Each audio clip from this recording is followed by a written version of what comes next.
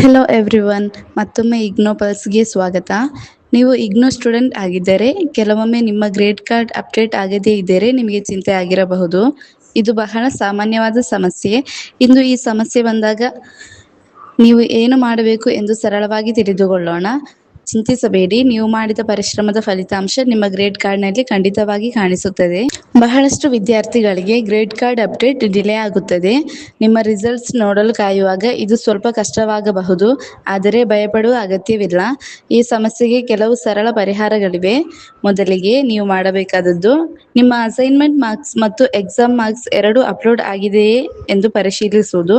ಕೆಲವೊಮ್ಮೆ ಒಂದು ಮಾರ್ಕ್ ಮಾತ್ರ ಪೆಂಡಿಂಗ್ ಆಗಿರಬಹುದು. ನೀವು ಇಗ್ನೋ ವೆಬ್ಸೈಟ್ನಲ್ಲಿ ಅಸೈನ್ಮೆಂಟ್ ಸ್ಟೇಟಸ್ ಮತ್ತು ಥಿಯರಿ ಎಕ್ಸಾಮ್ ರಿಸಲ್ಟ್ ಅನ್ನು ಪ್ರತ್ಯೇಕವಾಗಿ ಪರಿಶೀಲಿಸಬಹುದು.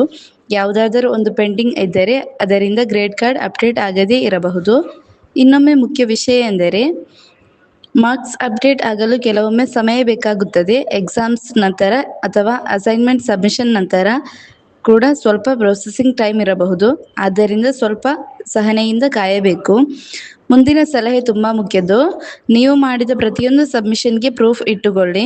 ಉದಾಹರಣೆಗೆ, ಆನ್ಲೈನ್ ಅಸೈನ್ಮೆಂಟ್ ಸ್ಕ್ರೀನ್ಶಾಟ್ ಅಥವಾ ಸ್ಟಡಿ ಸೆಂಟರ್ ರೆಸಿಪ್ಟ್ ಅನ್ನು ಸುರಕ್ಷಿತವಾಗಿ ಉಳಿಸಿಕೊಳ್ಳಿ. ಯಾವಾಗಲೂ ನಿಮ್ಮ ಗ್ರೇಡ್ ಕಾರ್ಡ್ ಅಪ್ಡೇಟ್ಸ್ ಅನ್ನು ಆಫಿಷಿಯಲ್ ಇಗ್ನೋ ವೆಬ್ಸೈಟ್ನಲ್ಲಿ ಮಾತ್ರ ಪರಿಶೀಲಿಸಿ. ಬಹಳ ದಿನಗಳಾದರೂ ಅಪ್ಡೇಟ್ ಆಗದಿದ್ದರೆ ನಿಮ್ಮ ಸ್ಟಡಿ ಸೆಂಟರ್ ಅನ್ನು ಸಂಪರ್ಕಿಸಿ.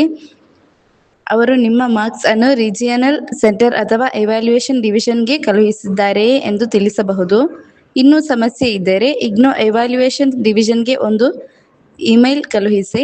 ಅದರಲ್ಲಿ ನಿಮ್ಮ enrolment number, programme, course code ಮತ್ತು ಸಬ್ಮಿಷನ್ ಪ್ರೂಫ್ಗೆ ಸೇರಿಸಿ. ಯಾವ ಮಾರ್ಕ್ಸ್ ಮಿಸ್ಸಿಂಗ್ ಆಗಿವೆ ಎಂದು ಸ್ಪಷ್ಟವಾಗಿ ಬರೆಯಿರಿ. ಶಾಂತವಾಗಿರಿ ಮತ್ತು ಕ್ರಮವಾಗಿ ಈ ಹಂತಗಳನ್ನು ಅನುಸರಿಸಿ. ಶೀಘ್ರದಲ್ಲೇ ನಿಮ್ಮ ಗ್ರೇಡ್ ಕಾರ್ಡ್ ಅಪ್ಡೇಟ್ ಆಗುತ್ತದೆ. ಈ ವಿಡಿಯೋ ನಿಮಗೆ ಉಪಯುಕ್ತವಾಗಿದ್ದರೆ ಲೈಕ್ ಮಾಡಿ ಮತ್ತು ಇನ್ನಷ್ಟು ಇಗ್ನೋ ಟಿಪ್ಸ್ಗಾಗಿ ಸಬ್ಸ್ಕ್ರೈಬ್ ಮಾಡಿ.